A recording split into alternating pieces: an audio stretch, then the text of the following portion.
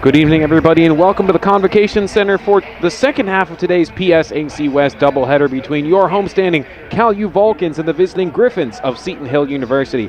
Colin Kirkwood joined alongside of me today by Nolan Beislein. Nolan, both teams still have a lot to play for here. Cal U looking for playoff seeding, Seton Hill looking for pride. Yeah, Cal U looking for that playoff seeding as currently sitting in that fourth spot, but big game tonight, Pitt Johnstown and Mercyhurst playing against each other, so Cal U with a big win here could easily jump up. Yeah, it's going to be an important one. We'll keep our eye on that one throughout the entirety, but one of the main storylines coming out of tonight's game is the fact that Brent Pegram is 11 points shy of getting his 1,000th career point with the Cal U basketball program. He scored his 1,000th personal point a few weeks ago, but now he's looking to get it here with the Vulcans. That's quite an accomplishment. Yeah, quite an accomplishment by Brent Pegram, and you can just see how much of a playmaker he is game in and game out, how much this Vulcans team can rely on Brent, and it's a great accomplishment, and I'm sure we'll see it tonight. Without a doubt, 11 shy, so make sure you check your score sheets at home for that and set up and be ready for when that happens. But the last time these two teams got together in Greensburg, Cal U came away with a big victory in that one, 88-74. Yeah, Luke House, the freshman, really stepped up in that one, 27 points in the game and rolled 11 from 13 from the field goal range. So, I mean, really stepping up large. And, of course, Cal U coming off a huge victory at Edinburgh on Saturday. That was a big win, 93-67, so they're continuing to try to let momentum roll here. But, of course, Seton Hill is struggling a bit here. They've lost 4 games in a row following a 58-50 loss at The Rock on Saturday. And The Rock are a pretty desperate team here. They're looking for as many wins as they can get to try to see if they can move up to the 5 spot in the West, as they are slotted at 6th right now. Yeah, tough spot there for The Rock, but they were able to pull away with that one as, you know, Seton Hill really relied on Nathan Davis in that one at 20 points. It was 7 for 7 from the free throw line, so really somebody that Seton Hill looks towards if they need some points. You can check out the starting lineups for both of these teams here today.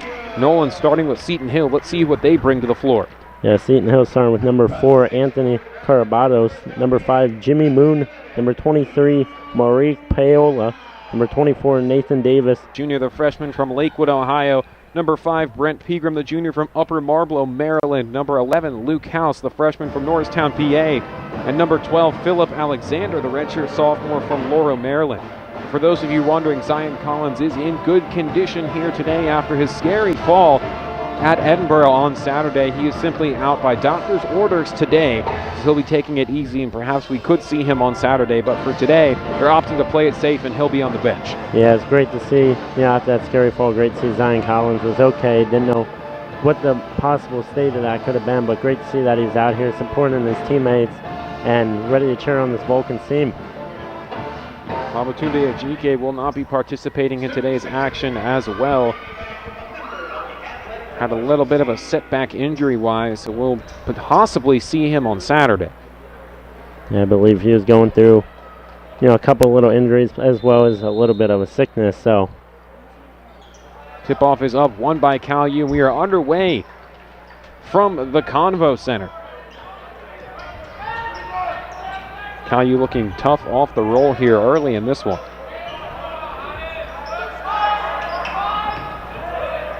Work around up top, it's with Tim Smith, and now Alexander catches this one. 10 to shoot for Cal U. Here's Pegram straight on the attack. Back out for a long shot for Smith. Missed it. Rebound goes to Alexander. Yeah, great defensive awareness there from Alexander. Get that one up from Smith. Luke House slaps one in off the glass, and we are running on the offensive end for Cal U, 2-0. Yeah, great find there from Jermaine Hall. Look down low to Luke House, and Luke House really thrives down there from both the three-point line and down there in the paint. You saw him throw down a couple of dunks warm-up side today, so perhaps maybe he'll break that out later in this one. Seton Hill trying to space things out, a bit clustered early here in this one. Straight up attack on the inside, off the glass, and good. Yeah, Carabacho just working right down through that Vulcan defense and not much stopping him there as he's just able to throw that one down. Karabatsos gets the lid off the basket for Seton Hill.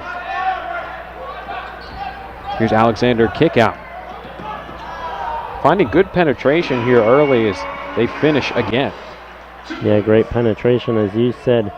Colin just really working around around everywhere and making Seton Hill defend almost everything early.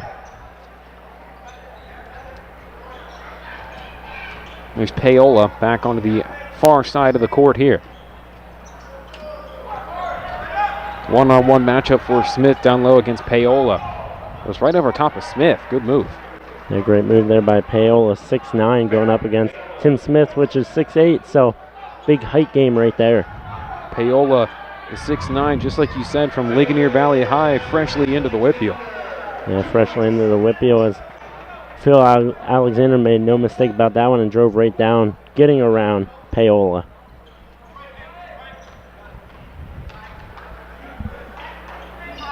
Bumped up once again here. Down to the inside. Pegram almost stole that one away, but it ends up out of bounds. Will stay on this side of the court. Yeah, it'd stay up on this side of the court, and Vulcan's really trying to stay tight against this Seton Hill team, not letting them break through early.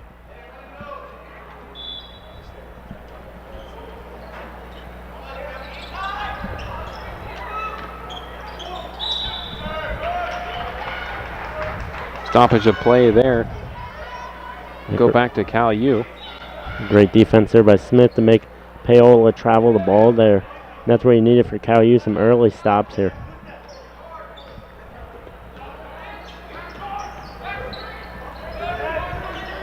Here's Alexander. Looking for space off the dribble. Swung it out long for Pegram. Had a good look at it, but couldn't get it to fall. Yeah, trying to get to that 11 points, but you don't want to think about that and try to psych yourself out. That happens a lot, actually. I've seen a lot of players, milestone coming up over the horizon. You find yourself dwelling on it so much that it affects you. Can't let that happen. You cannot let that happen at all. Wow, quite a finish there for Seton Hill, but they've got it. Great move there by Green. Able to work down on Luke House and just put that one away. Oh, went for a tough one there. Would have been a highlight reel and a half, but couldn't finish. Pegram hands up defense, forced the miss. Second one could be on the way shortly. And Coach Sankum not happy with the play choice there. It's a tight game here early in this first. One-on-one matchup up top. Karabatsos decides to pass off this one for Jimmy Moon. Now it's over in the corner. Stroked a good-looking shot, but couldn't finish it for Green. A great shot there from Green, just not able to make it fall.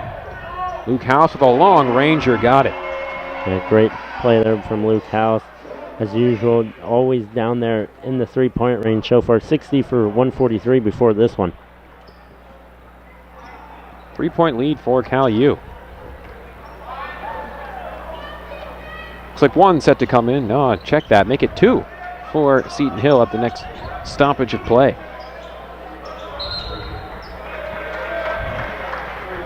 And back it goes off that turnover, so we will see the first media timeout of the day. Noel, that gives us a chance to check out the tail of the tape between both of our squads here today. Yeah, tail of the tape.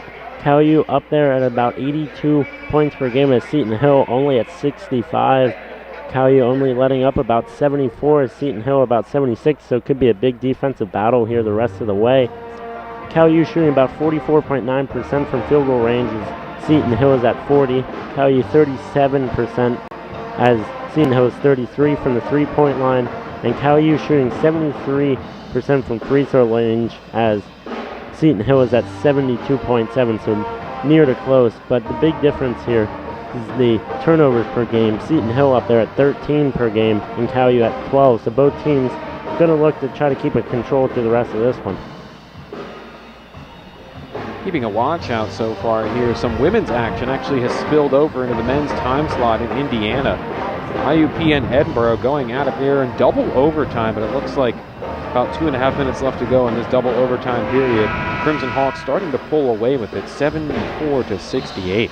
But Nolan, you hit on this in the beginning of the game. There's a big matchup going on the PSAC West men's side right now as you have Pitt Johnstown visiting Mercyhurst. That's a big one. Yeah, it's a big one for sure. Pitt Johnstown 14-5 in the PSAC so far this season. Mercyhurst 13-5, so could be a big leapfrog here for Pitt Johnstown. Mercyhurst or even Cal U if they can come away with this win. Check-ins for Seton Hill, Samuel Tabe onto the court, as well as Chimobli Ezekwesili. Yeah, both players going to come in as Coach Kendrick Saunders is going to look to change some things up here in this Vulcans defense. Only in his second season with the Griffins. Jermaine Hall got his night off and running with 3 points. Long shot, looking for the old 2K special off the rim. Same team there, but can't get it. Almost lost there. Able to pump the brakes here and get things reoriented. Now Pegram onto the inside, back out. Great passing so far. It's looking very crisp. Okay, you're really making Seton Hill think about their shot choices. Now long shot, nice save. Long shot from House there with 6 seconds left on the clock. Got it. And a great shot there from Luke House, right by that NCAA logo down there in the court on our side, and drains that one once again.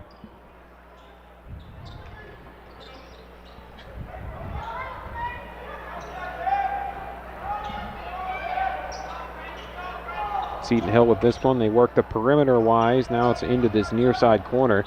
Jacked up long, missed it all to the side there by Paola. Yeah, great rebound there from Alexander, as I believe that was Ezekwesili. I think I said that one wrong, but got Alexander there on the arm for the foul.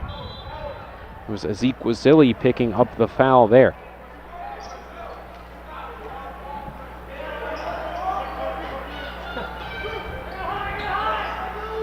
First on him as well as the first on Seton Hill, but another can shot for Pegram.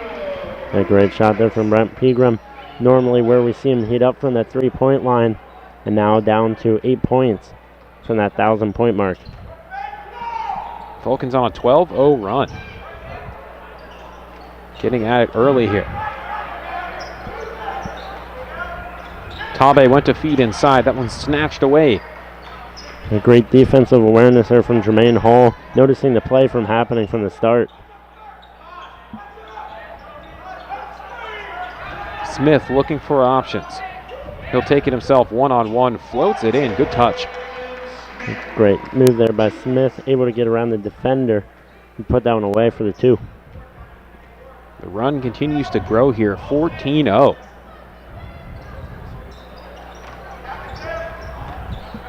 Griffins working with it along the perimeter.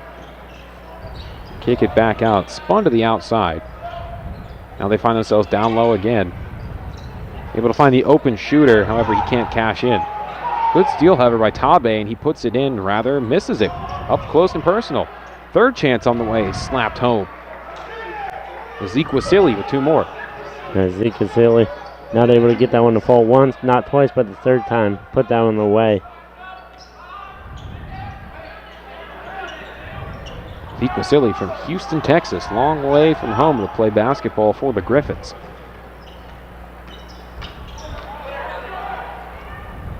Shot up, missed long. Ezekwesili, now he'll chase after this one. House ends up with it. 2-on-2 the other way, the break. And Pegram tried to draw it on that one, ended up out of bounds. Yeah, it looked as though Pegram was going to draw the foul there, and I guess he actually did. Didn't hear the whistle blow though at first. Might want to check the ball that rattles around there in the whistle. It doesn't sound like it was working. Yeah, he's checking on it. See that?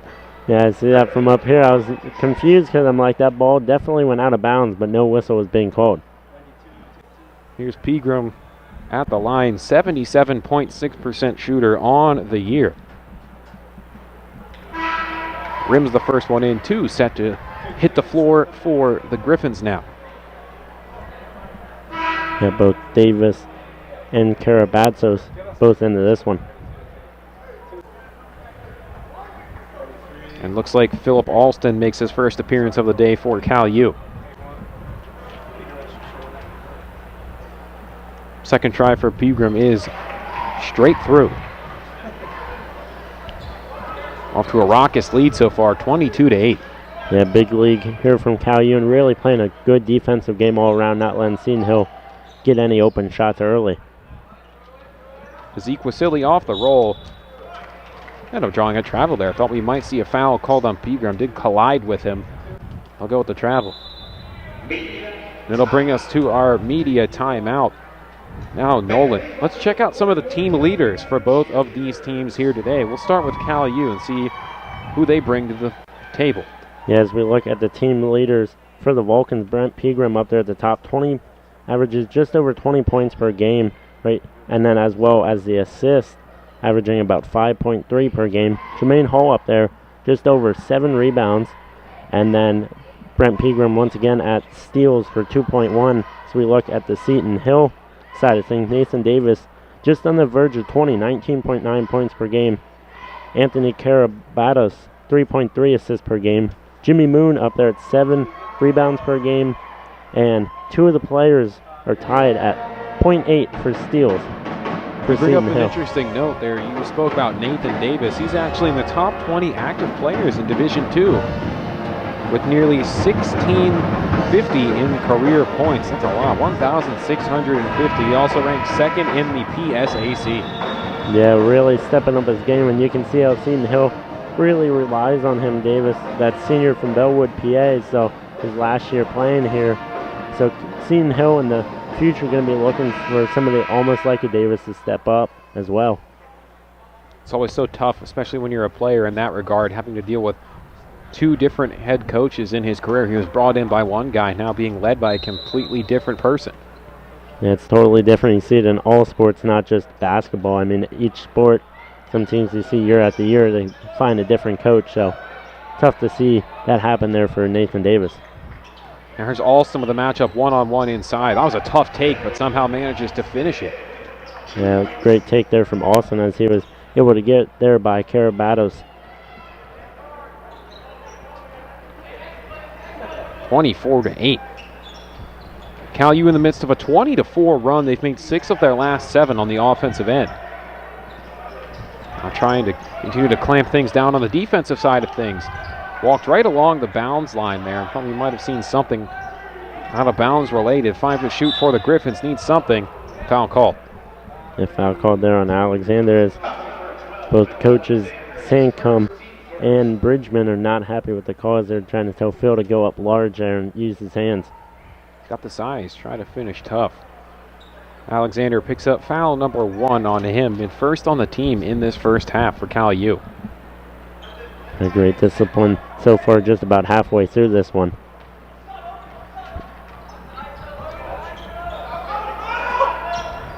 Working with this one now. It's right along the free throw line. Spin move coming. Clean block by Alston. Now here's Green straight up with this one off the rim, and another foul call. I didn't catch a number there, but great defensive play there by Phil Alston at first. But I believe they caught him there in that second foul for the... Second on the team and first on Alston. And we'll bring Green to the line.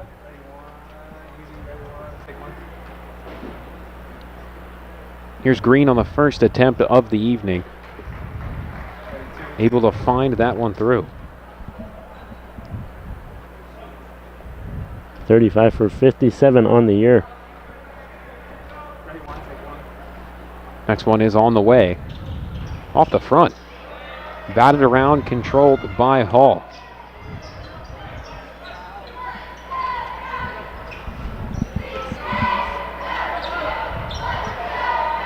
Vulcans clamping down on the defensive end so far in this one. Griffins only shooting 4 of 12 so far to start this one off. Now they throw up a long ranger off the back. High it goes. Green scoops up the miss. Charging his way through. It should be an offensive foul, and it will be. A great draw there from Jermaine Hall, calling that charge for the Vulcans to get that ball right back. Be the second foul on Green, third on the team here in this first half. And during that stoppage, Colin Jimmy Moon came back in there for the Griffins.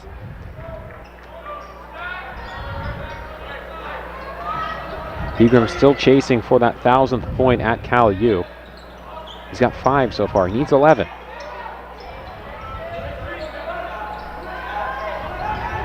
It's a close defensive matchup here, trying to shed it. Went for the finger roll on the inside, missed it.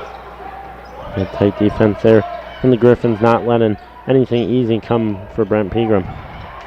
And speak of Pegram, he ends up late back the opposite way because he took a spill, but able to imprint himself right on that possession there and steal it back.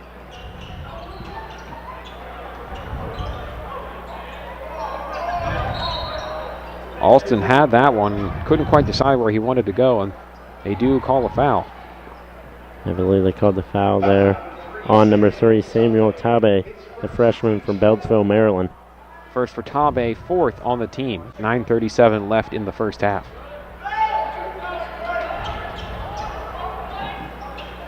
Beat them onto the outside for Hall. Perimeter work once again for Cal U. Here's Alexander, shed loose. They'll say the shot didn't count. It's on the floor. Tabe picks up number 2. That's number 5 on the Griffins as well. Yeah, tough there for Tabe. Only been playing so far for 6 minutes, 0 for 3 on the field, and already 2 fouls.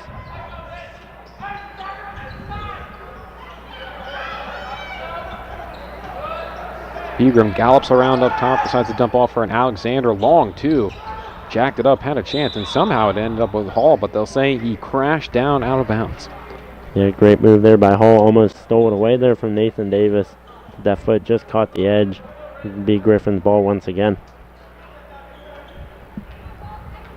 9 minutes left to go here in this first half. Both teams struggling to score here as of late. Cal U scoreless for over 2 minutes. Seton Hill just about under 2, 1:40 and rolling.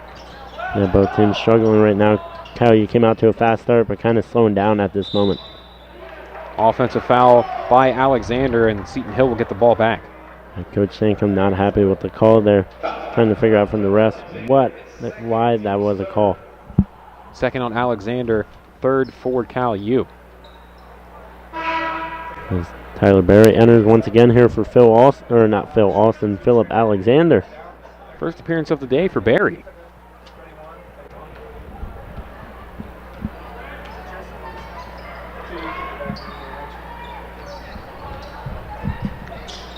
Near side work for the Griffins, trying to find themselves into double digits as they continue to suffer through this scoreless drought, but just like that, they're able to cut it off. Karabatsos with 3.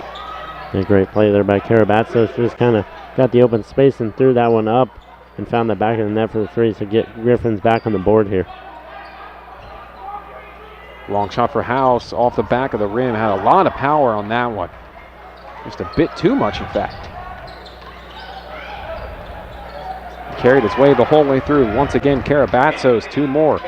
Yeah, Karabatsos, the senior from Melbourne, Australia. And with that Houston as far, Australia is even further stepping up here. Quite a few. Foul called here on the floor, it would appear. Karabatsos is looking for a kick. And it will go on Karabatsos, his first. 6th on the team, and it will bring us to our media timeouts. We will step aside. Vulcans in control, 24-14. 7:53 left to go in the first half of action. Stay tuned here for more action coming up.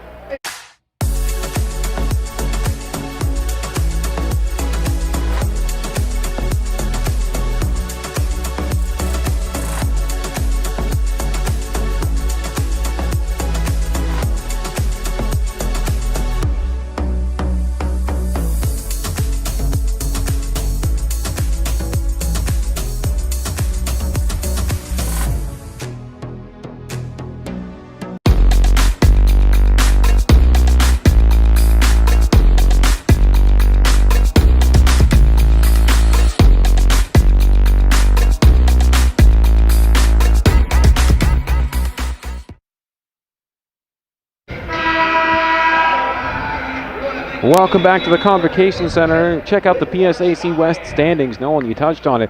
Big matchup. 2 and 3 seeds going at it from the shores of Lake Erie. Yeah, big matchup up there in the shores of Lake Erie, but IUP up at the top. Pitt Johnstown right behind them at 14-5. Mercyhurst 13-5. Cal U right there in that 4th spot, 12-6. They're looking for a big win here Gannon 11-8, Slippery Rock 9-10 to round out that top 6 for the PSAC tournament as Slippery Rock clinched that last spot. And then Clarion, Seton Hill, and Edinburgh down there at the bottom. Yeah, all 6 spots spoken for here in the western side of things. It is a dogfight, to say the least, on the eastern side of things, as only 1 spot has been clinched, and almost every team can find themselves into a playoff spot from top to bottom, as Peagram's at the line once again coming out of our break. Yeah, no. In this past week of the PSA, around the PSAC with Gary Smith, I was looking at that east side, and it is a whirlwind. It is a whirlwind, that is for sure. Even a Mansfield team that's 5-14 in the conference could find themselves competing for that 6th spot. Goodness. That's crazy to think, all the way up there. Bub Williams support that team there. We don't get to see them that often. They were here this year. It felt like a long, long time ago. They were here this year.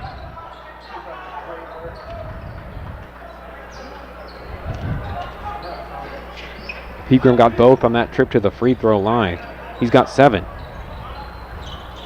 Missed off the back rebound is Equasili.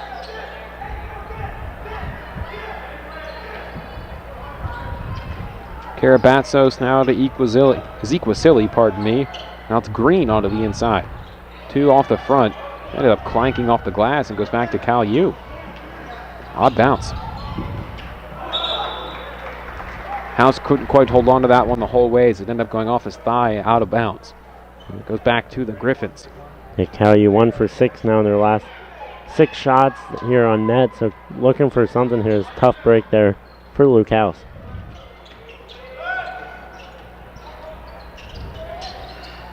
Green dump back off. Davis. I believe they will count that one. Yes, they will. Tyler Berry picks up his first foul and 4th on the team. I didn't catch what the foul was there. We'll send Davis to shoot for the first time today. Davis shooting 92.9%. His 100th free throw. He was 92 of 99 before that, but missed it.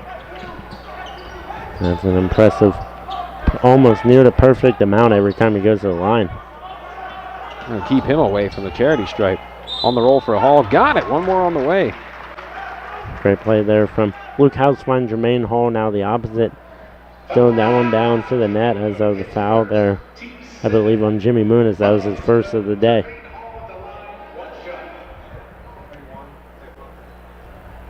Hall at the line. He shoots 69% on the year.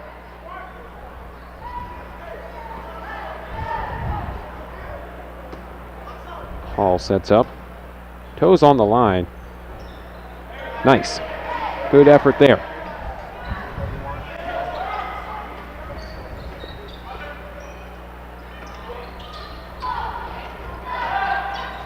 Now Green straight through. Would have been a tough block if it stood, but looks like they'll register the offensive foul. Yeah, it would have been a good attempt there, but called the foul there and then blocked there at the end, even if it would have counted there by Jermaine Hall. Did actually not call a foul there. Was misconstrued. It ended up going out of bounds and simply just goes back to Cal U.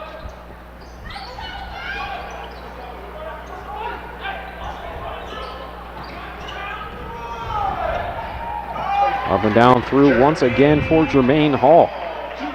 A great throw down there by Jermaine Hall, as always, just looking down there in the paint. And as for Luke House as well, it seems as though it's either the 3-point line or down in the paint. There's a steal for Barry. Got his hand on it, and really that came off quick. I don't think he would have had a chance to catch up to that one. And that one went soaring down the court, but great defensive awareness there by Tyler Barry to make the shot clock wind down a little bit more, as well as make Seton Hill do something with only about 10 seconds till they get it over the half line.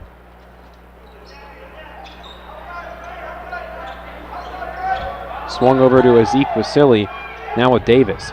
One to shoot, have to do something. And that, I'm surprised, actually counted. No, they will say it is the shot clock violation. Missed the rim. So give it to Cal U. One set to come in here for the Griffins. Looks like it'll be number 2, Jaden Nelson. He's the Montour product from Pittsburgh, PA.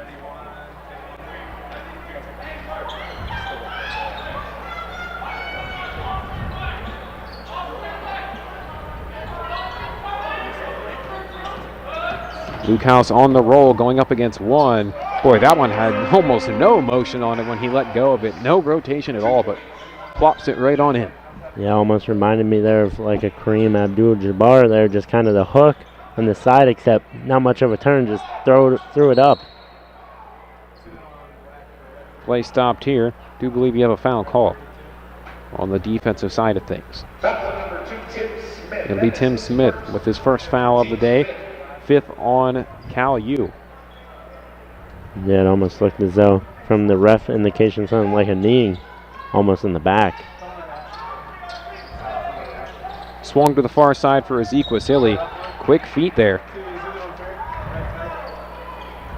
Probably got called there for the travel once again. Vulcans lucking into another possession. We've seen Hill with 7 turnovers so far through this one. Pegram straight through, missed it off the side. Rebound for the Griffins, now they push it up long. Rattled around and down for Nelson. The Vulcans got caught back and not much Luke House could have did there. Tim Smith tried to catch up, but Nelson just beat him out and put that one down.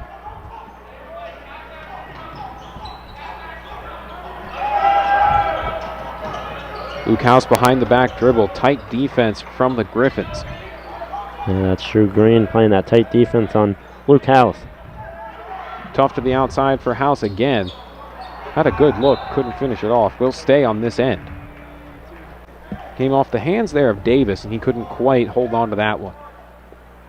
And if you're the Griffins, I wouldn't blame them for playing a tight defense against Luke House.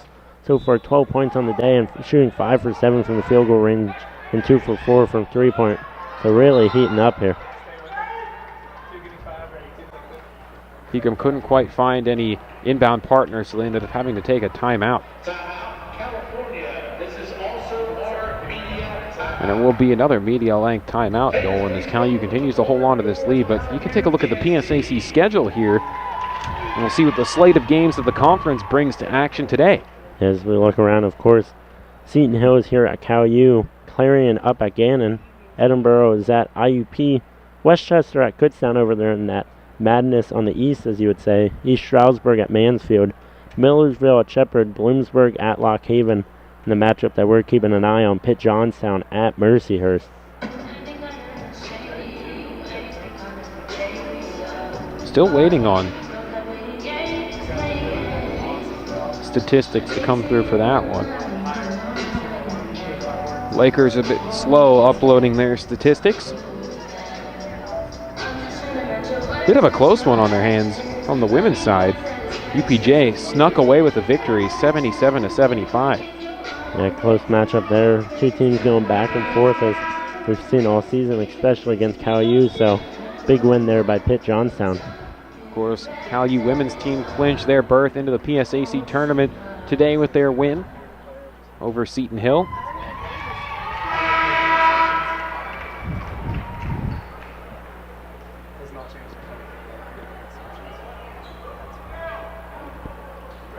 Now we're back to action here from the Convo Center.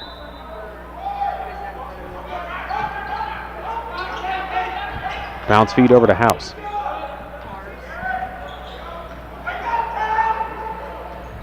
Pegram trots his way back up to the top right near that half-court line. Ooh, puts on a move there to get through Ezekiel Silly. Throws it in. Wow. 3 points for Pegram. He's now one shy of his 1,000th career mark here with Cal U. Now Hall on the breakaway, all alone. Throw it down, two-hand slam. A big dunk there from Jermaine Hall. Don't always get to see those fast breaks. Missed one earlier, but able to redeem himself right there for the two.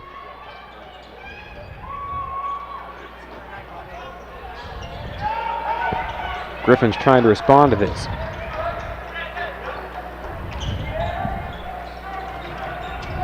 Down low for Nelson, now back up top.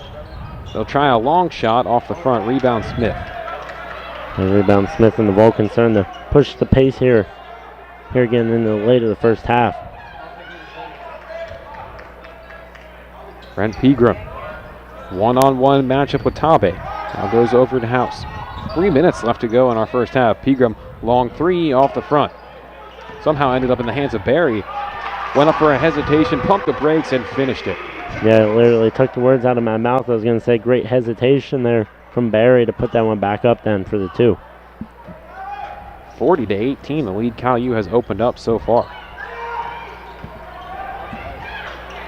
Now a highly contested jumper taken, couldn't finish it off by Zeke Wasilli.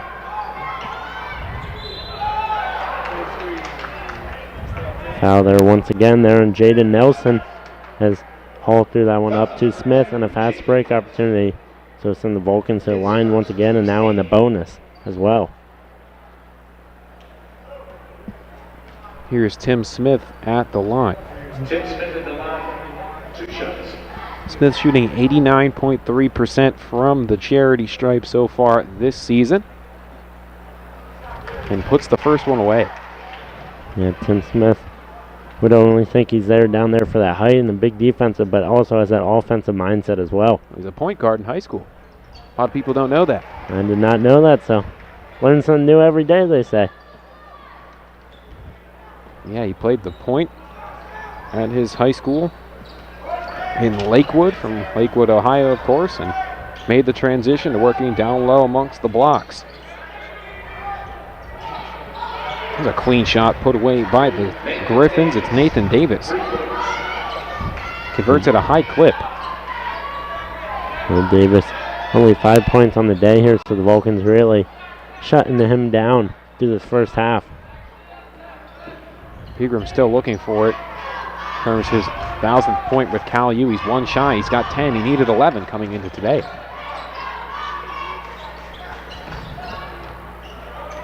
Matchup inside, reverse layup slapped home by Green. A great move around the net there from Green from the give and go. Put that one around. Luke House trying to get something going here late for the Griffins. Pegram in a one-on-one towards the near side. Goes back out to Barry. Now back on the inside four. Luke House off the front, missed it. House bats it around, ends up controlling this one. Now Smith swings it back outside. Almost had a steal there, but a foul called. Yeah, foul called there on Hall, I believe, after the play. Or actually, wasn't on Hall, it was there on Davis. He's the 9th on the team. 1-1 coming up for Hall. Looks like Moon will make his way back onto the court for Seton Hill. Big frame, 6'11", 240. Saw him court level when we were in Greensburg, and boy, I think that 6'11" might be a bit off. You might want to tack on. He's pretty close to a 7-footer, if you ask me. Yeah, from up here, it's kind of hard to tell, but whenever I was down there courtside, pretty sure he looked close to 7 feet there.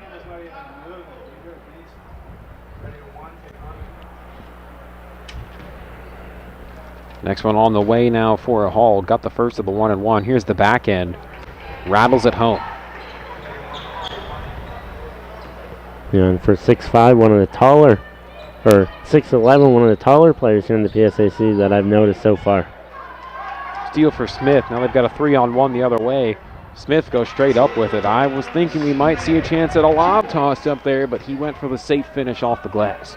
Yeah, went for the safe finish. Saw a couple of lobs during warm-ups as well as just normal dunks, but I feel as though Tim Smith just felt the smart play right there was just go up for the 2 normally. Long shot for the Griffins, missed it. Batted down by House, ends up with Hall. Now 2-on-1 the other way. Smith going off the glass again, missed it. Toughly contested shot there. Shot clock is off now. 20 seconds left before we hit the half. Foul call.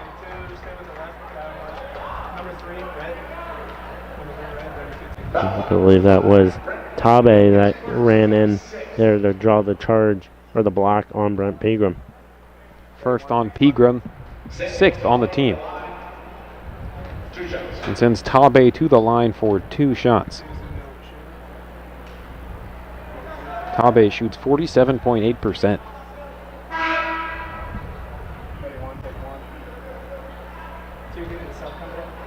He got the first one, his first point of the day for Tabe.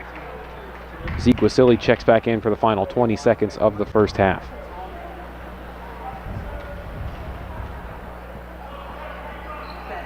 Tabe missed the second one off the front, almost missed it completely. They almost missed the entire net there. These Vulcans will hold this one as that shot clock's off. Here's House on the outside. Hall on the roll. Tried to kick it back into Smith. Wasn't quite paying attention. 1 second left. Forced to throw up a run out. Oh, look at that. They got it. Nelson finishes that one off. And Nelson just kind of threw that one. Almost got to the 3-point line. Just shot it like a normal 3 and made that one as Coach Shankum was not happy with the play there at the end. But that does bring us to the halftime mark here. Cal U all over Seton Hill, 46-27. Yeah, Cal U playing a really tight defensive game throughout this first half and really shooting it well since the beginning of the game. We saw them go on that big run. 55% from the field so far for Cal U. Yeah, 55%. Can't complain about that, and I think if you're the Vulcans, you just want to continue that the rest of the way. Seton Hill, what do they really need to try to figure out? I mean, they're not shooting poorly from the field. They're 42%. Yeah, for Seton Hill, I think it's more just slowing down this Vulcans team, not giving them, any shots, and making sure that they don't send them to the free throw line as much as they are. All right, let's head it to the halftime break here. Gary Smith back in the CUTV studios with Inside the PSAC. Gary, what do you got?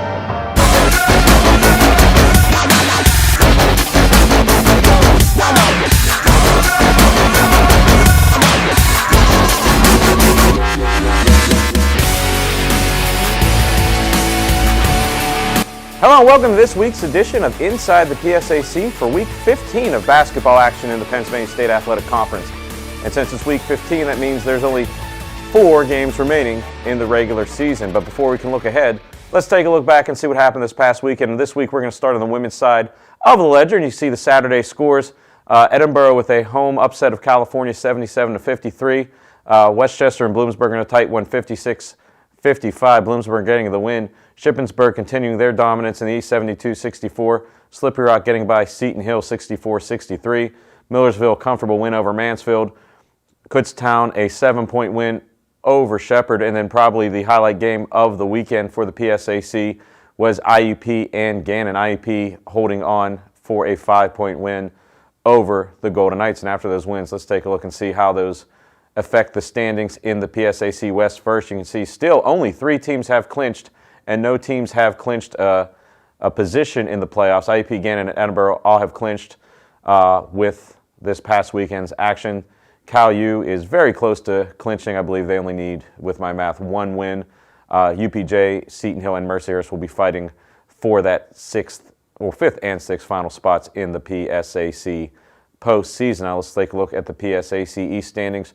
4 teams have clinched, with Shippensburg, Shepherd, East Stroudsburg, and Kutztown all holding cards to the big dance, or the small dance, the PSAC conference tournament in March. And then you see Bloomsburg and Lock Haven and Westchester all fighting for that last couple of spots in the PSAC East. Now let's take a look at some of the outstanding performances this past week on the women's side. First in the East, the Offensive Player of the Week, Lauren Lister from Millersville. She broke the all-time Millersville scoring record with a 41-point output versus Shippensburg. And then the East, there's not a co-defensive player of the week, it's just the East Defensive Player of the Week, but Chryshel Gordy of Shippensburg, she had 10 rebounds, 4 blocks, 3 steals in a 2-0 week for the Raiders. Now let's take a look at the PSAC West Players of the Week. And a familiar name in the West Offensive Player of the Week category, Michaela Barnes for Edinburgh. She had 28 points versus Clarion and her 7th 30-point output of the year versus Cal U on Saturday. And then the West Player of the Week, Haley Tews of Gannon. She had 4 blocks, 4 steals, 7 rebounds in a 1-on-1 week. And then it was co-defensive players of the week, as you can see. Maddie Shanahan from UPJ. She averaged 10 rebounds, 2 blocks in this past week. Now let's take a look at the schedule for this week. As we said, it's Week 15. We're coming into the last 2 weeks of the regular season, and a lot of 5:30 games this Wednesday. A big one at IUP, Edinburgh at IUP. That'll be at 5:30. Seton Hill visits Cal U at the Convocation Center at 5:30. February 22nd, highlighted by Cal U at Clarion, Mercyhurst at Edinboro, IUP at Seton Hill, Slippery Rock at Gannon, Lock Haven at Westchester, Shepherd at East Stroudsburg, Kutztown at Mansfield, Shippensburg at Bloomsburg, and then UPJ and Millersville will be enjoying an off weekend. And to follow along with everything in the PSAC, make sure to log on to their website, www.psacsports.com. where they have all the information you could want on PSAC basketball. And if you want to follow along with Cal U basketball, you can watch live games on our YouTube channel, CUTV Sports 1. So make sure you smash and like the subscribe button so you can be notified whenever any games are live. And also you can follow along with our Twitter page at CUTV_PA. You'll get crew pictures, live links, and more from the gang here at CUTV. And if you want to listen to live games, if you're in the car or just happen to listening instead of watching, you can listen to our sister station 91.9 FM WCAL for all the live games. And then finally, make sure to check out our friends at Cal U Sports Information, www.calvulcans.com. Matt Kiefer and Alex King, his staff and their staff do a great job of keeping everybody up to date. After the break, we're going to take a look at everything going on in the men's side of the PSAC. You're watching Inside the PSAC right here on CUTV.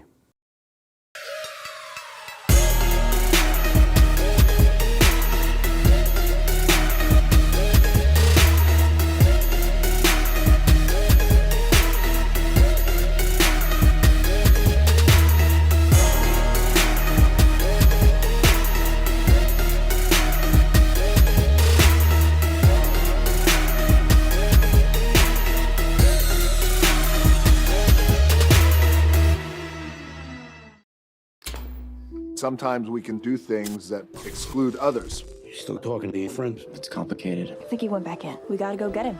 Welcome to Jumanji. Even the smallest words and actions can have a big effect on someone. You have the skills. Because of you, someone's entire day, their year, or their life can change. Remember, the future is in your hands. Visit becauseofyou.org to learn more. Totally, let's do it.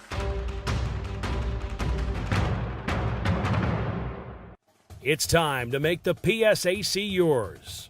More than 7,500 student athletes working to become champions in 23 championship sports at 18 universities, educating more than 118,000 students, and supported by an alumni base of over 900,000.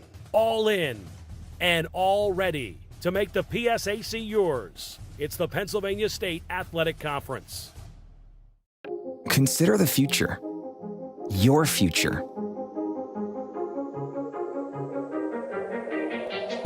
At California University of Pennsylvania, you can build your life your way because we believe in you. We invest in you, empower you to create the future you envision. We give you the tools and teaching so you can rise up and achieve. Don't settle for someone else's vision of you. Build you at CalU. Visit us at calu.edu.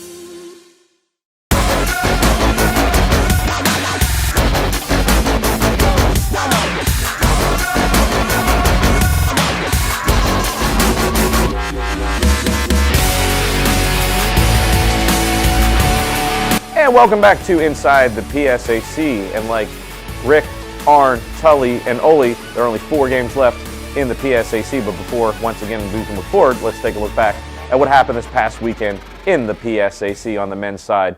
Cal U taking the trip to Edinboro and winning convincingly 93-67. Westchester in a close one, 100-97 over Bloomsburg. But if you look down, there is a huge upset as Lock Haven beat Shippensburg. It's not a tie, but Lock Haven got the win in double overtime over Shippensburg in a big upset for the Bald Eagles at Shippensburg. So everything's going to tighten up, and let's see how things shake out after this week's action in the PSAC West standings, as all 6 seeds, all 6 slots in the PSAC tournament are full. The only thing left to do now is seeding. As you can see, there are just asterisks and no numbers yet. But IUP, Pitt, Johnstown, Mercyhurst, Cal U, Gannon, and Slippery Rock all will be in the PSAC tournament starting Monday, March 2nd. Now let's take a look at the East standings. Shippensburg is the only team clinched in the PSAC East, and they have clinched the number 1 seed, so they will be guaranteed at least 1 home game in the PSAC tournament, and they have a chance at hosting as the men's tournament will be held in the eastern side this year. But you see East Stroudsburg, Westchester, Millersville, Lockhaven, Shepherd, and Kutztown all fighting, and even Bloomsburg and Mansfield still have a fighter's or a puncher's chance at getting into those top 6. Now let's see what route those teams have to take to navigate to get. But first, let's take a look at the PSAC players of the week. First on the east side, on the men's side, Heath Robbie of Westchester went absolutely bananas, had 50 points in a win over Bloomsburg and 28 points versus Ship, and that is a quick 78 points in the stat column for Heath Robbie of Westchester. And the East Defensive Player of the Week, Christian Kelly, Lockhaven, 5 blocks, 8 rebounds in the upset of Ship, and a lot is lost in that as he had a key block and a key basket in overtime to preserve the win against Shippensburg at Shippensburg. Now let's take a look at the PSAC West Players of the Week and a few familiar names. Micah Till rounding into shape as he had to take the entire fall off. He had only 1 semester of eligibility left, so he's playing in the spring. So rounding into shape, he had averaged 21.5 points this week, 9.0 rebounds in a 2-0 week for the Rock, who clinched the PSAC playoff berth. And on the West Defensive Player of the Week, Armani Foster of IUP had 4 steals, 4 blocks, and 4 rebounds in a 2-0 week, but he did a great job in 2 tight games against Cal and Gannon. Now let's take a look at the upcoming schedule for the PSAC, and once again, astute viewers will know it is the exact same schedule as the women, just with times changed, but a couple big games on the ledgers. You look out east is Westchester, Kutztown, Millersville, Shepherd, and then you have Bloomsburg at Lockhaven, so all those teams fighting for PSAC playoff berths. And then let's take a look at Saturday's action on February 22nd. A lot of games at 3 o'clock. There is one 7:30 game, and that is the game from downtown Erie, PA, Slippery Rock at Gannon. But Calu makes the trip up to Clarion. Mercyhurst, a short trip to Edinburgh, and IUP at Seton Hill.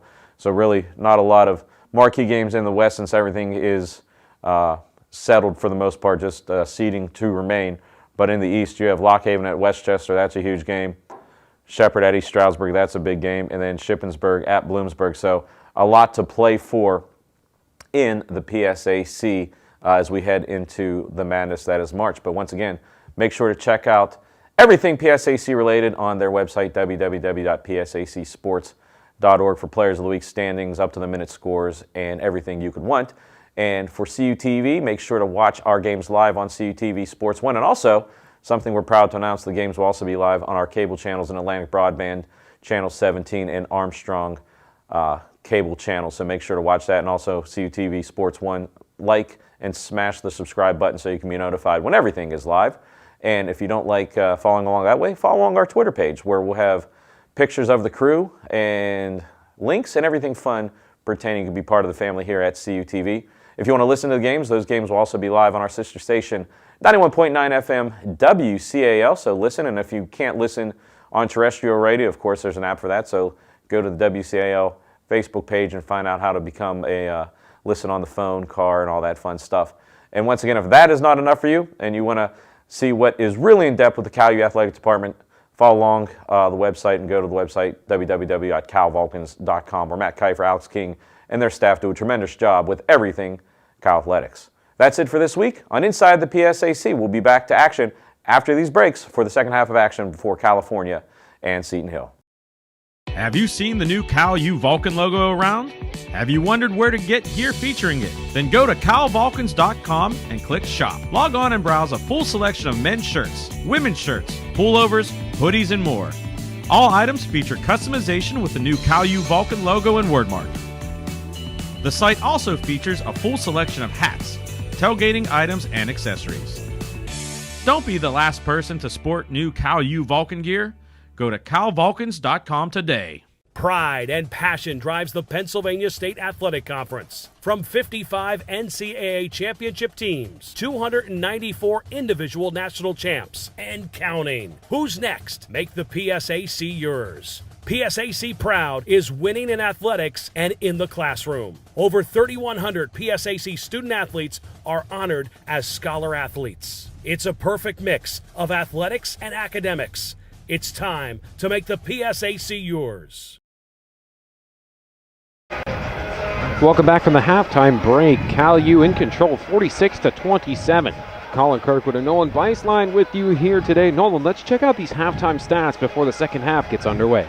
Yeah, these halftime stats. CalU up 46-27, as you just said. CalU shooting 16 for 29 from the field goal range, as Seton Hill 11 for 26. CalU 5 for 13 from the three-point range, as Seton Hill is 3 for 11. CalU 9 for 10 from free throw ranges. Seton Hill at 2 for 5. CalU 16 to 14 in rebounds, 4 to 2 in steals for CalU, and Seton Hill has 9 turnovers through that first half, as CalU only has 4. Yeah, ball security was a big point actually in the first half. I was quite surprised. Yeah, big point, as you said. You know, lots of turnovers right from the start. CalU really came out to a hot and firing start, almost shooting lights out from the beginning, then slowed down about halfway, but still continuing this dominance, almost up by 20 here. Ended up getting a late start in the big 2-3 matchup against PSAC West teams. UPJ on the road taking on Mercyhurst. About 12 minutes left to go in that first half. They did start quite late in that one. However, UPJ in the second spot, Mercyhurst in the third spot of the West. Lakers up 15-7. Yeah, and I heard really a game back. Not only a game back, and I heard that game started late was because of the women's game went into a double overtime as well for Mercyhurst. Apparently, according to TK down on radio, he said that. Oh, so wow. we'll have to see if he's right down there or not. Yeah, we'll have to see if he's right. But that's what he said. That's what he said. We'll have to see. And he is correct. Double overtime, 77-75. We're back for the second half of our game here.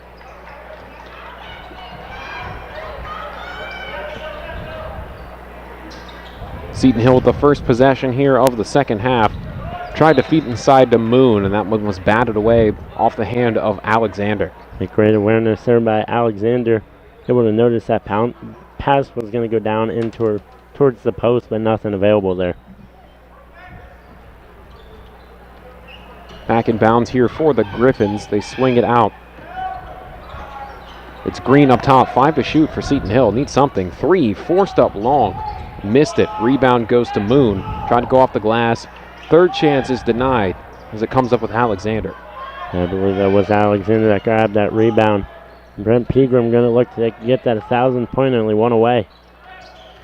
1,000th point with CalU. Of course, he did hit his 1,000th personal point earlier in the season. So 2 milestones like that in one season. Is that going to do it? Yes, it will.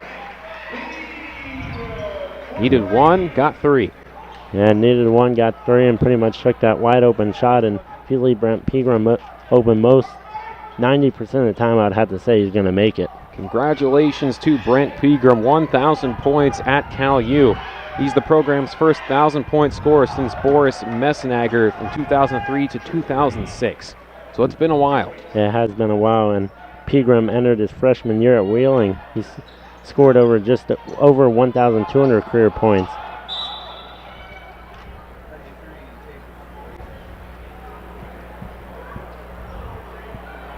He was a freshman, of course, at Wheeling with Coach Sandcombe before he came up here. To this point, he has over 1,200 career points under his belt personally. A great career by Pegram, and only a junior, still has 1 more year, so be exciting to see how things go the rest of the way this year as well as next year. Luke House spinning with this one. Now here's Alexander off the jump. It's over for a long shot for Hall. Curved that one in. It looked tough coming off the jump there, but got it. Yeah, that one looked as though it was going to miss wide right or just miss the basket, but able to find that one is now 2 for 3 from the three-point range. 15 points on the day for Jermaine Hall. Onto the inside, went up against 2. Put it through, 1 more on the way coming up for Merrick Paola. Yeah, Paola able to get around Tim Smith there, and Smith just trying to make it up as he draws the foul there. 1 shot for Paola. He's a 72.7% charity stripe shooter and makes good on the old-fashioned three-point play. And makes that three-point play as Griffin's going to look to try to get something going here. 20 down now. Time not their friend despite this just being the start of the second half. With a high-flying offense like Cal U, you really have to work hard. Looks like the ball will be going back to the Griffins here off the offensive foul. Yeah, interesting foul there, and Brent Pegram trying to work down low. I believe that was on Nathan Davis, but nothing available there. Or actually, Jaden Nelson. My bad there.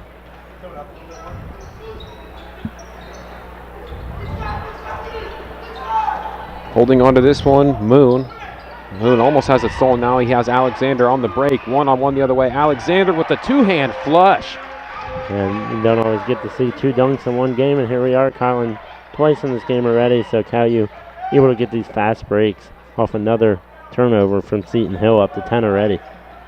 One set to come in for the Griffins at our next stoppage. Swung over to Green. Green trying to work it inside, but they closed off well on Moon. Almost had a steal there. 5 to shoot. They need something. 4, 3, 2. Threw it up, but a travel was called on the Griffins, so ball back to Cal U. Yeah, the Griffins really trying to work down there towards Jimmy Moon, but Jermaine Hall playing some tight defense on him, not allowing much to be available for him. Shimobi Ikwazili back into the game for Seton Hill.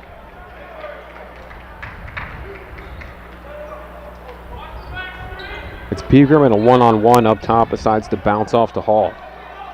Hall on the inside to Smith, and Smith takes a tumble, and he is looking to be in a bit of discomfort, and we are going to go ahead and step aside here. We are going to go ahead and step aside here on a commercial break. Cal U in the lead, 54-32, 16:40 left to go here in the second half of action. Stay tuned for more action here on CUTV Sports 1 and CUTV.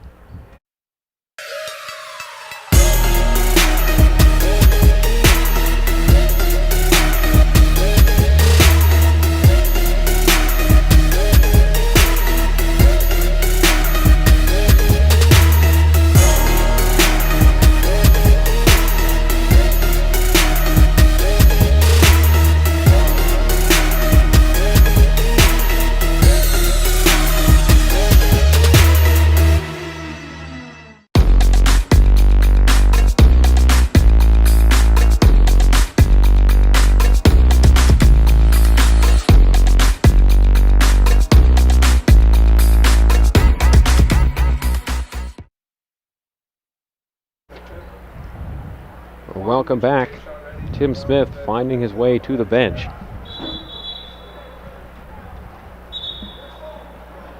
He appears to have not needed much help. Yeah, great to see Tim Smith get up there on his own. Kind of took an awkward tumble down there, right below the basket there. And checking out that right leg, it would appear.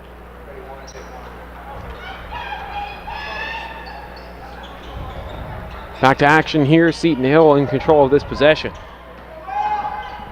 Ezekwasili down low gets a 2. And works down there on Phil Austin as he just came into that game. He's taking advantage early here. Luke House up top with this one. Still a 20-point lead for Cal U. Here's Alexander on the outside. Jump shot 3. Nails it. A great shot there from Alexander. I thought maybe Paoli may have got a hand on that one, but just over in time, able to drop that three-pointer.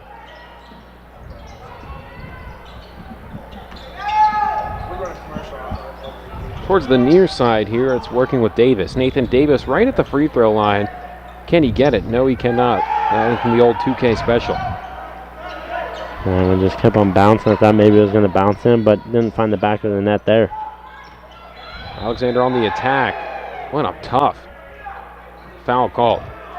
Yeah, Paoli stayed right with Alexander the whole way to the basket, trying to draw that foul there. Now we've got a media timeout. Let's check out the Cal U schedule and let's see how the rest of this season looks for Cal U heading into the PSAC tournament and possibly beyond.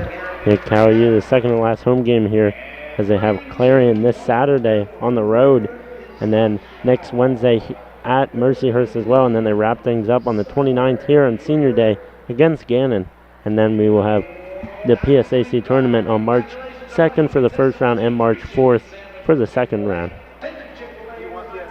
It's hard to believe that things have gone so quickly here, but it's just thinking about, PSAC West play and just how the season has ended so quickly. It felt like just yesterday we were here for the season opener, and now we're 4 games away from tournament time already.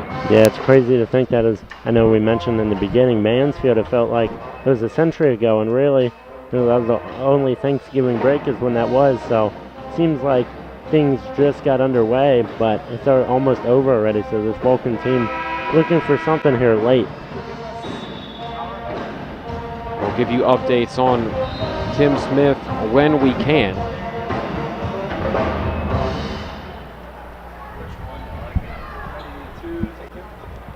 Caillou trying to hold on here and pull off their 17th victory on the season.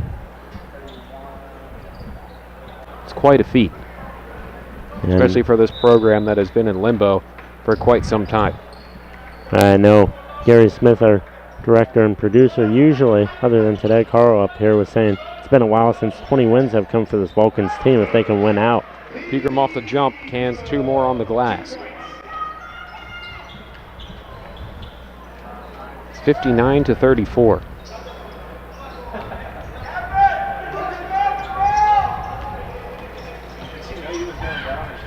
Seton Hill back on the offensive side of things. It's Zeke Vasili. Rather, Tabe, pardon me. Now it's with Zeke Vasili. Now swung out to the top for Davis. Down low was the attack for Nathan Davis and a foul call. Yeah, I believe that foul was on Alexander once again, so that's his 3rd here in the day already. Here was just under 15 minutes. Here's a long form jump shot, rattle around and falls for Zeke Vasili. Yeah, Zeke Vasili really working around down there in the paint and kind of all over the place here for this Griffins team. Great play there from Jermaine Hall, able to get around Nathan Davis and put that one up. Really working down low in the paint well tonight.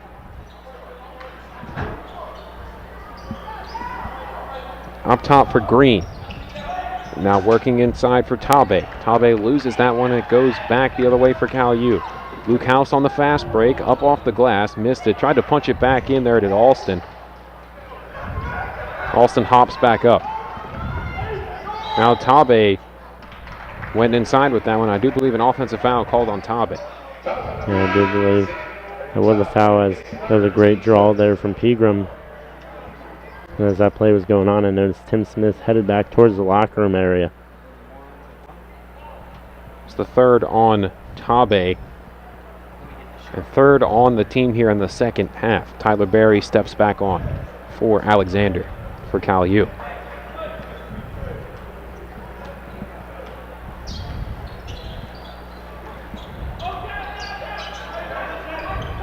Alston to the outside, now back with Luke House. Luke House kick back out, Phil Alston.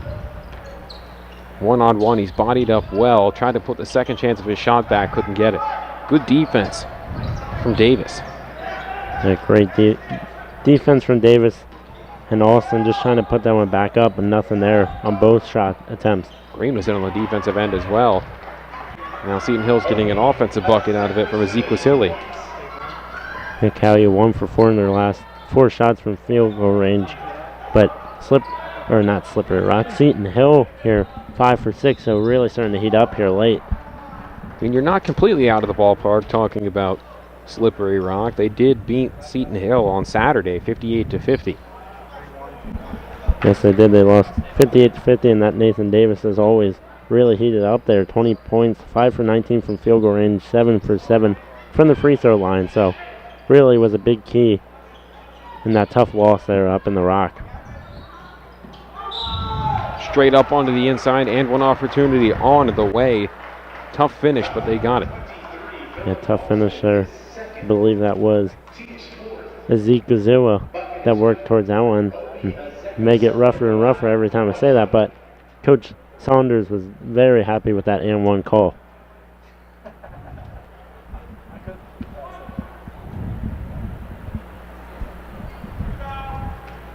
Quick dribble here, getting set up. Zeke Vasili fires away, missed it. Alston with the rebound. the first attempt on the evening for Zeke Vasily.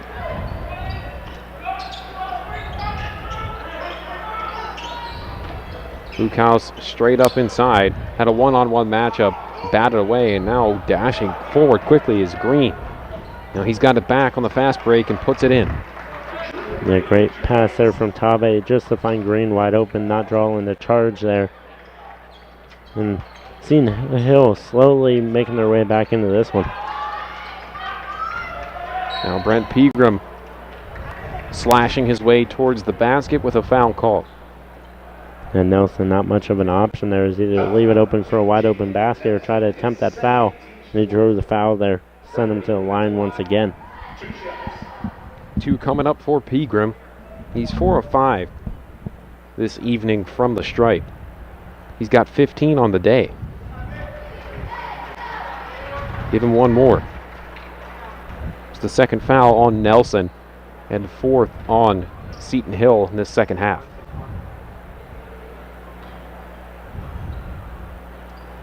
Tim Smith is back out from the locker room onto the bench for Cal U. I would venture to say we won't be seeing him for the rest of this one.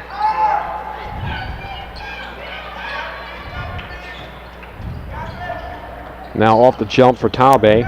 Tabe back to Green. Green kind of galloped his way through there and racks up a travel. Yeah, had to make his way through there, and Jermaine Hall would have been there to block it as well. And they'll bring us to our media timeout. And that means another commercial break coming up for us. So stay tuned. Cal U well in control, 63-42, 11:58 left to go in the second half. More action coming up on CUTV Sports 1 and CUTV. Pride and passion drives the Pennsylvania State Athletic Conference. From 55 NCAA championship teams, 294 individual national champs, and counting. Who's next? Make the PSAC yours. PSAC Proud is winning in athletics and in the classroom. Over 3,100 PSAC student athletes are honored as scholar athletes. It's a perfect mix of athletics and academics. It's time to make the PSAC yours.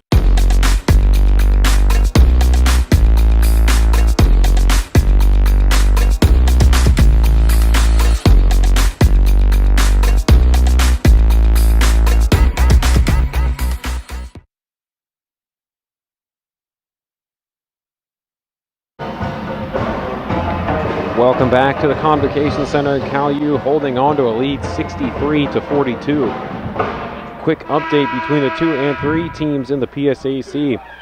Mercyhurst in that 3 spot all over UPJ, 32-23.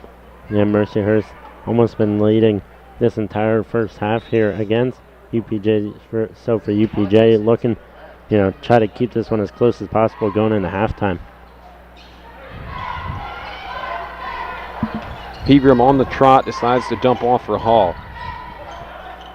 Now Luke House tees up a long ranger, straight through, right on the line.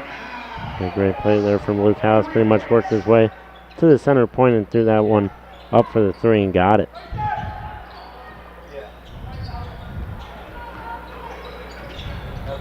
Try to D up here on Green. Now they swing it back up top. Zeke Wasili back once again for Nelson. Here's Nelson, thought about a shot, decides to dump off to Green again. Green back out. Nelson with 5 on the shot clock. Got it. They got to fix the net the way it came through. Drop it back down. And it looked as though, at first, from our vantage point, I thought it was going to be way short. But that one just snuck in. That was a tough one. Yeah, it was a low one as well.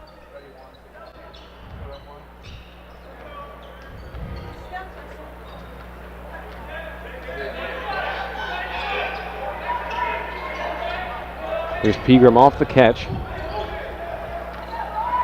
Now back one-on-one for Alston. Help on the way, but Alston, textbook spin move. We love the post moves for Cal U. Yeah, great spin move down low, able to work down on the post against his defender, and nothing going there for Seton Hill as he's able to put that one away.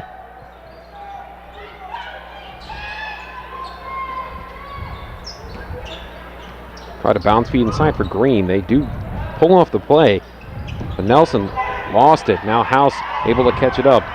The other way, here's Barry, lays it in. Great passing there from the Vulcan offense, and it's really what you want to see really clicking right now. Now down low along the baseline. Can't get it to go. Would have been a great look for Tabe.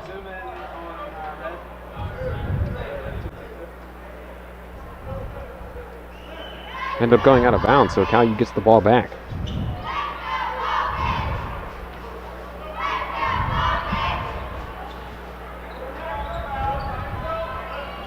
(70-45) our score. It's been lopsided almost since the beginning.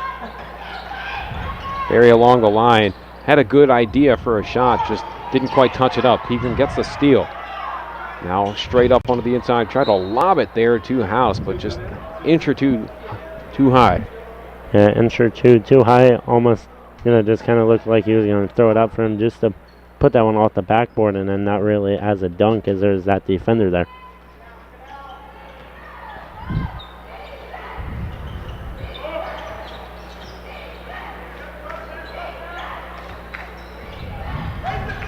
Back up top for Nelson.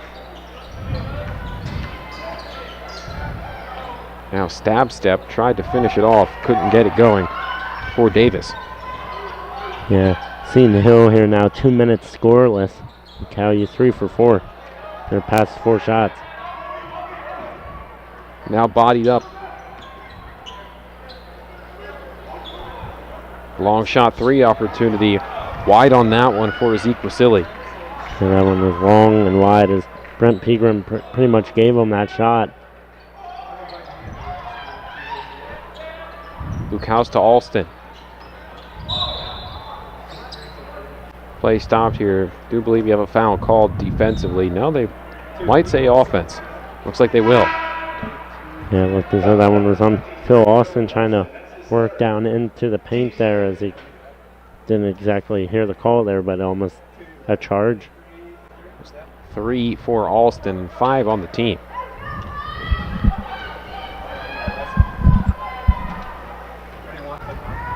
Almost looks like we've been having some whistle issues from one of those referees. We had that earlier. Looks like something's going on, but now we have an offensive foul called, and it'll go back to Cal U.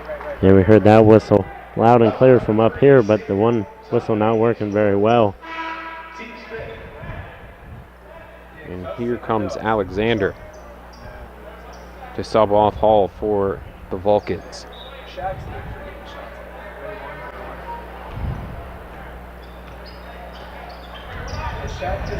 Pegram with tight defense to try to contend with from Tabe. Give him a lot of credit. He's been playing very tough on Pegram. Was with him the whole time. Thought he might have had a clean block there, but a foul call. Yeah, well, whenever you're going up against somebody like Brent Pegram, usually you may need that tight defense, and not much Tabe can do here as that's his 5th on the day already. Tabe's day is done. He had 1 point today, 4 rebounds, 2 assists, and a steal in 23 minutes.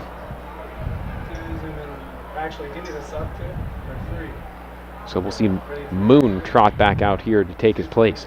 Yeah, when Jimmy Moon was coming on there, kind of limping onto the court from the bench, so I don't know. He may be dealing with a little bit of an injury. So you can see him taped up down there along the court as well. First one's good for Pegram. One more set to come from the line. On the way.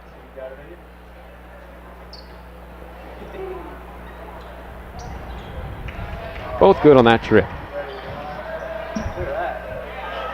So 72-45. We still have 8 minutes left to go.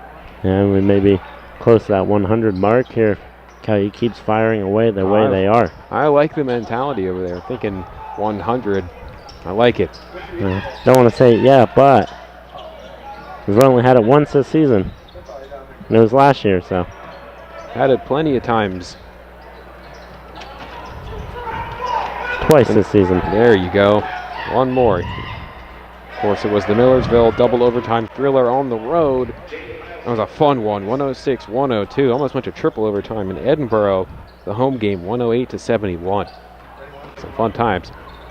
Pegram on the finger roll. Good finish. And Pegram able to get past Nelson there and put that one away. And not much going here for the Griffins late at all.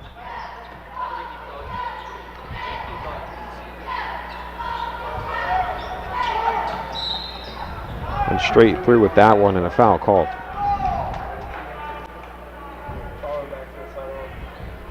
And that should bring us to immediate timeout, and it will, and we will go ahead and step aside. Cal U way ahead here, 74-48, 7:15 left to go in this one. Stay tuned for more action here on CUTV Sports 1 and CUTV.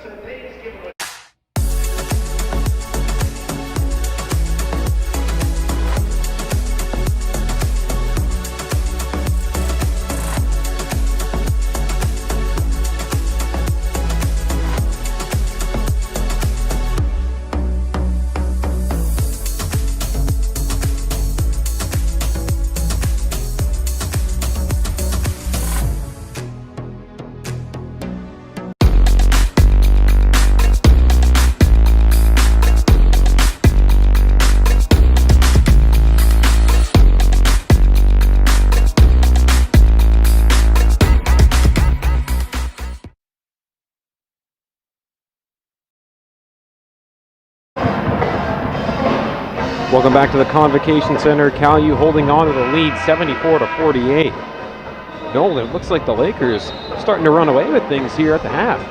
Yeah, 42-27 for the Lakers against UPJ, and really a shooting performance up there in Mercyhurst, has shooting 15 for 30, 50% from field goal range, so really piling it on early. That plus 56% from behind three-point land as well.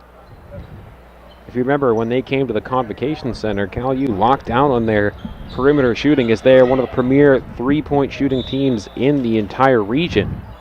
They locked them down. They held them to about 15 straight misses. And they only held them to 51 points as well. So already Mercyhurst really coming out strong against UPJ. Straight through for Seton Hill, but if you're wondering why we're speaking on those, of course, IUP the top team in the West right now. UPJ number 2 and the Lakers number 3, and Cal U sitting at number 4. But of course, it would take a little bit of work for Cal U to shimmy around here. They would get their 13th win, but it becomes a bit of a logjam up top. Of course, UPJ took the season series against California. They took that season series as, you know, Cal U, as you said, a lot of shuffling going to go around, but I believe from earlier, if Mercyhurst loses, Cal U could jump them, I believe, if I am correct. You would be correct. And of course, that's going to be a matchup we need to check out later on in the season. We're not that far away. On the 26th, we'll be up there. We have 7:30, pardon me, start for that one from the Lakers home gymnasium right next to their hockey facility. So that's quite a fun trip. But of course, Saturday is going to be our next coverage. It'll be 3 p.m. from Clarion and their newly remodeled Tippin Gymnasium. I'll tell you what, the last time I was there, I was a sophomore. Wow. Yeah, it's been a while. Never been there, but always I remember watching last year, and the gym was pretty tiny. That was their rec gym. That was a rec gym, so. Yeah, it was getting renovated, Very so they couldn't different. play in their real gym, but now they're playing in it. Be interesting to see how Cal U plays. You know, each team, you know, sometimes shooting performance isn't always the best depending the arena and the backdrop, so be interesting to see how Cal U reacts to that newly renovated gym. Cal U trying to put some respect on themselves as they could use a couple quality wins down the stretch here. So they're outside looking in of the most recent NCAA regional rankings for basketball. So there's a shot on the inside for Alston. I believe they were right outside the top 10, if I'm not mistaken. You would be correct, but just need a couple of signature wins here to find themselves maybe closer into things. Pegram holding on to this one, but regional rankings, we'll take a look at those here. A couple PSAC teams holding into spots right now as play stopped. A lot of foes that Cal U has done battle with this year. Moon picks up foul number 3, the 7th on the team, and will send Alexander to shoot. Alexander's first attempts of the evening. Shoots 68.4%. And that one rattled all the way around the rim and came right back out, so not getting that lucky drop there. But Nolan, back to the rankings here. Plenty of teams that Cal U has done battle with this season. Of course, IUP in the top spot. 20-2 they sit right now. Vulcans dealt 2 defeats by them in this season. Then Shippensburg at the number 2 spot. That was all the way back on December 7th. Cal U was dealt a loss by the Raiders. Then Charleston is the 5th spot. Vulcans took on them in the second game of the season, and they almost beat them. It was a 1-point loss. Would have been a good one. I remember that tough loss off the beginning of the season. I know you were on the call down there, and it was disappointing to hear that 1-point loss there on top of the season. And they dropped down to the 8th spot where UPJ currently sits right now. Vulcans dealt 2 losses by them as well. And then in the 9th spot, it's Bowie State, and Cal U also dealt a loss by them by 2 in the first game of the season. So a lot of familiar faces in that top 8. Yeah, in that top 8, a lot of familiar faces, and pretty much most of Cal U's losses are only from them. So if they're able to tighten up and get back at them, then Cal U could have a real good chance the rest of the way. Long shot for the Griffins. Tracked down. Same player straight through. Nelson missed the first one, tracked his shot, and put it away. Seton Hill making a little bit of a run here. Currently 5 points in the last minute alone. It's really shooting well at the moment. Only down by 21 now. Here's Luke House. Out of the inside, went for a tough finish, but Hall got it and one on the way. I thought we might see him try to get fancy on that one, but he opted for the safe play. Yeah, I thought he was going to go for the dunk there as well. But able to draw the foul there and use his opposite non-dominant hand to put that one away.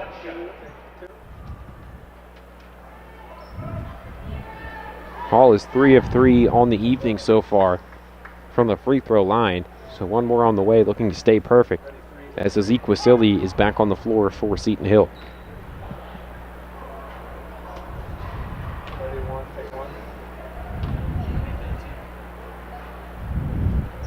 And that one is through. A great play there by Hall. Just able to drop that one for the 3-point play and extend this Vulcans lead. 80-56 our score.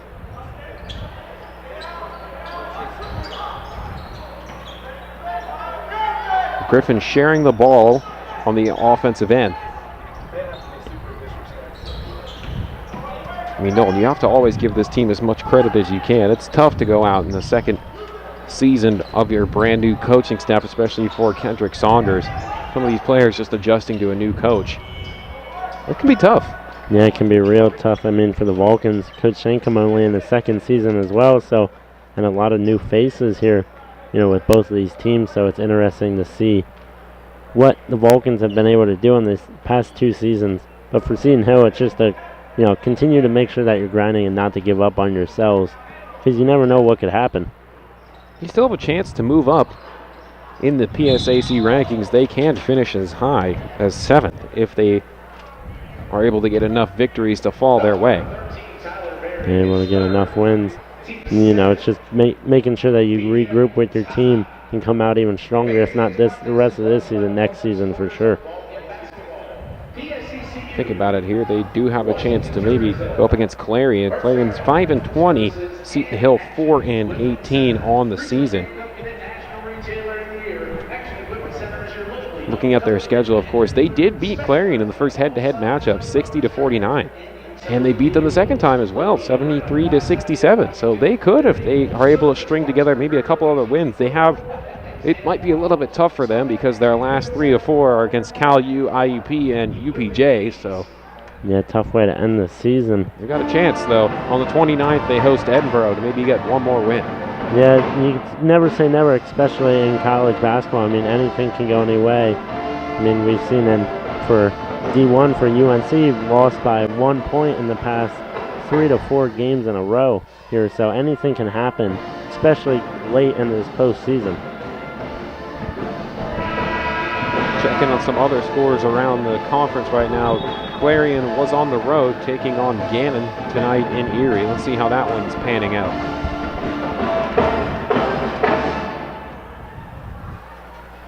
The 2 teams both looking for a win.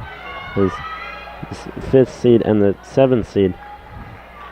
Of course, whenever you want to look it up, the internet wants to be slow for you. Yeah, it just always happens that way, doesn't it? Well, we're in the second half in Gannon, 61-39. Knights in the lead. And Gannon taking care of business over there on that side of things.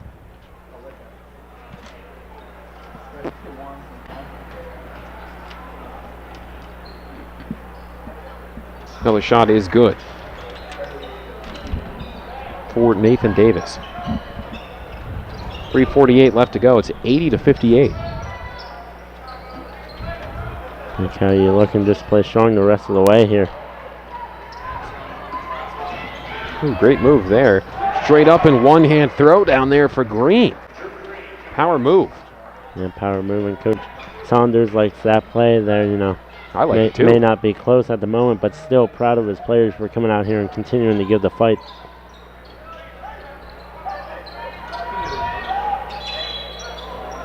Too much on that one as Barry shuffled slightly and ended up turning that one over.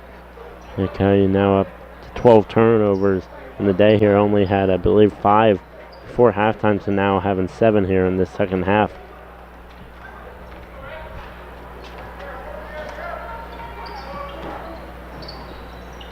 Nelson dribbles this one, hands off for Davis.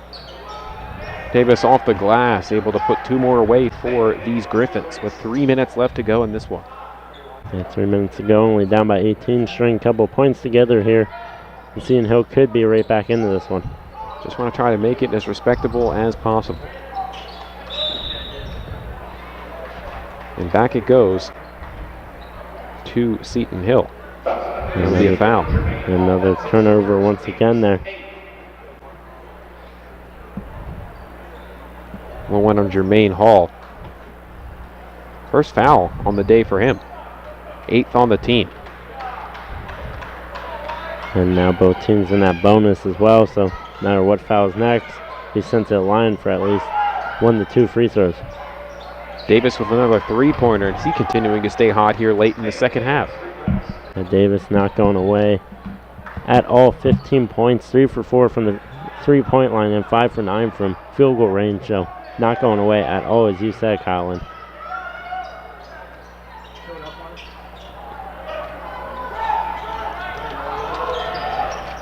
Pegram grabbed the double, ended up having to pass out of it for Barry on this near side for a 3. Bit too long on that one. We were just about the area where the score was the last time these two teams got together, as there's another 3 for Seton Hill. It was only an 88-74 win for Cal U, and look at that, we're at 80-68, so almost mirror images of each other in terms of these games. Yeah, near images, and Nathan Davis at this point really starting to step it up here. Made back-to-back 3-pointers, really just kind of firing away right now, and almost have to with only 2 minutes left, down by 12 still. Well, we talked about at the beginning of the broadcast here, the PSAC East is just something to behold right now. Almost every team has a chance to find their way into the tournament on that side. Shippensburg's locked into the number 1 seed. But straight up through, even the bottom team in Mansfield has a chance to fight for that 6th seed. Yeah, it's crazy to think the whole way down that every team could be fighting for that final spot. I mean, it's crazy to think. I kind of wish we'd be covering that side as well, more than what we get to see those teams, because out there in the Mighty East from where we're from, it's always a good battle. It's always been a great quality basketball coming out from that side. There's been so many good teams. And of course, another quick check-in on the eastern side. East Stroudsburg currently sits in the 2 spot. They're taking on Mansfield, who sits at the bottom. It's the half right now at that mark here. Warriors 40, Mountaineers 34. And for the Mounties, looking to come back to that one. Only down by 6, able to pack up a couple of few and get some big wins the rest of the way. Can, for sure, I would have to say, almost get them in that PSAC tournament. It's got to be a chilly one up at Mansfield in the Decker Gymnasium. I don't know when the last time it snowed back home, that area, but I know it has to be cold. I've enjoyed not having to see that much snow down this way, and the trip to Edinburgh on Saturday, seeing almost a foot laying on the ground, just residual from the past couple of storms. Reminds me just how lucky I really am.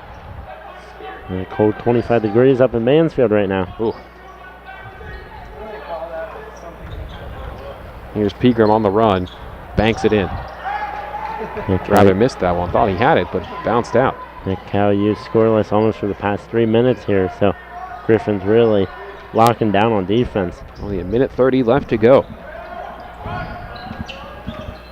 Here's Davis again firing away from 3. One was short.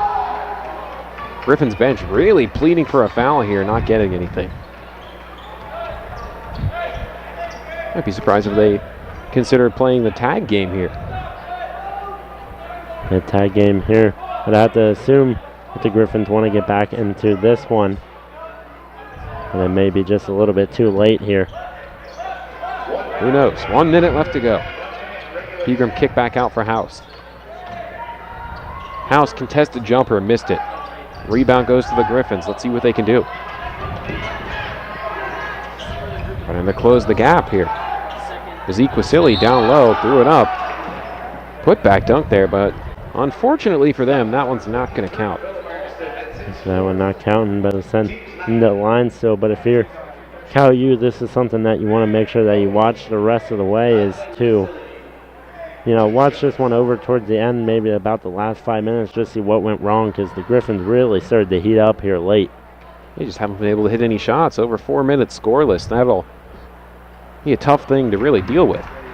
As Ezequiel gets the first one to go. Yeah, 12-0 run, or maybe even 13-0 run now here. Trying to make it 14. Over 4 minutes scoreless for Cal U. Kind of fading out the stretch here in this one. Missed it. Rebound for Alston. And Nolan looks like they're going to try to play the game here and send them to the line a little bit with 40 seconds left as they're trailing 80-69. Yeah, send them to the line as Coach Saunders talks to his team here, figure out what they can do late. But if I'm seeing Hill, I probably want to get the ball to Nathan Davis, really heating up here in the last 4 or so minutes. Celsus gets foul number 1, 9th on the team. So we'll send Alston to shoot. First appearance on the evening for Alston at the line. You want to give me Coach Seton? Alston shoots 38.1%. He missed it on the 1-1. Missing on the 1-on-1, and Cal, you're going to need to play some tight defense the rest of the way. The long 3, and ooh, that one was a laser, but missed it completely. Ended up out of bounds, and it will go back to the Vulcans with 31.6 seconds. Yeah, it looked as though Davis is trying to get a foul called here, but I don't think he's going to get one. Yeah. Saying that somebody made contact with him. Yeah, and then I saw Green there as well. Tried to throw that one off of Pegram, but Pegram was standing out of bounds, so didn't even help his case at all.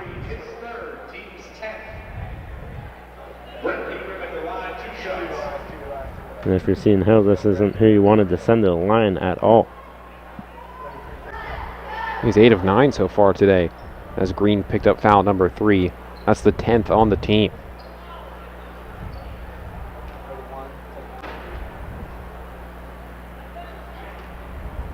Just all essential here at this point. Pegram needs to put these away, and that'll wrap this up. Yeah, Pegram is solid day. 22 points on the day, but 9 for 10 for this last free throw from the free throw line, so 90% on the day. Got that one as well. 82-69. Now they'll continue to push the pace here. Davis trying to find room, and he stepped out of bounds, so it'll go back to the Vulcans with 23.6 seconds left. And 23 seconds left, and I would have to assume that Seton Hill has still tried to attempt a press here late. Now Pegram will hold on to this one. Shot clock is unplugged, so they can just let this run out. Vulcans looking to improve here, and they will. They're going to improve to 17-8, 13-6 in the conference. Seton Hill is going to drop to 4-19, 3-16. Yeah, tough run here for Seton Hill. Big run in the late stages of the game, but just not enough to catch the Vulcans as they take this one 82-69. Good effort for Cal U. Ended up shooting 53% from the field, and that's a nice clip there to convert from. But Nolan, that's a good victory. Any final thoughts here on today's performance? For Cal U, just making sure that they can continue to get out to that hot start as they did in the beginning of the game, and especially in that second half, and just continue to play that tight defense. And I think that should make them successful the rest of the way, and especially into the PSAC tournament. Our next broadcast here on CUTV Sports 1 and CUTV will be Saturday afternoon from Clarion. Doubleheader action starts 1 and 3 p.m. Men's action at 3 p.m., women's at 1. Both teams coming off wins. Clarion, both their teams coming off losses here, so it'll be an interesting one from the newly renovated Tippin Gymnasium. Want to thank everybody who came out to help on crew here today. Director Carl Childs, as well as the rest of our crew here today, Gary Smith, and for my color analyst, Nolan Weislein, I am Colin Kirkwood. Good night, California. We will see you again soon.